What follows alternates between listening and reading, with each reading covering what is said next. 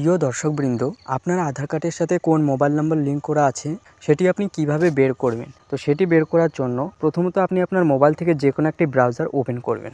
তো আমি Google Chrome ব্রাউজারটি open করছি। ক্রোম ব্রাউজারটি ওপেন করার পর আপনি সার্চ করবেন ইউআইডিএআই লিখে। ইউআইডিএআই লিখে সার্চ করার পর আপনি একদম প্রথম যে ওয়েবসাইটটি দেখতে পাচ্ছেন uidi.gov.in, এই ওয়েবসাইটে প্রবেশ করবেন। এরপর আপনি আধার কার্ডের অফিসিয়াল ওয়েবসাইটে চলে আসবেন। আধার কার্ডের অফিসিয়াল ওয়েবসাইটে আসার পর এখানে আপনি বিভিন্ন অপশন দেখতে পাবেন। তার মধ্য থেকে আপনি update demographic data and check status, এই অপশনে আপনি ক্লিক করবেন।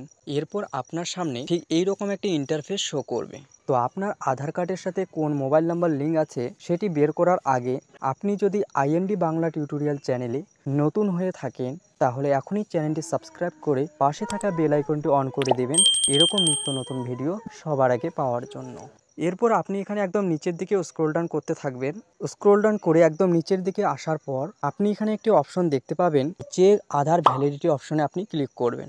তারপর আপনি এখানে আপনার 12 ডিজিট আধার নাম্বার উল্লেখ করে দেবেন।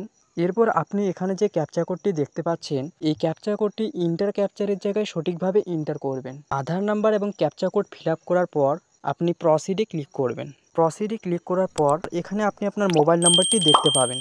সম্পূর্ণ মোবাইল নাম্বারটি দেখতে না পেলেও কিন্তু আপনার মোবাইলের লাস্ট 3টি সংখ্যা আপনি এখানে দেখতে পাবেন।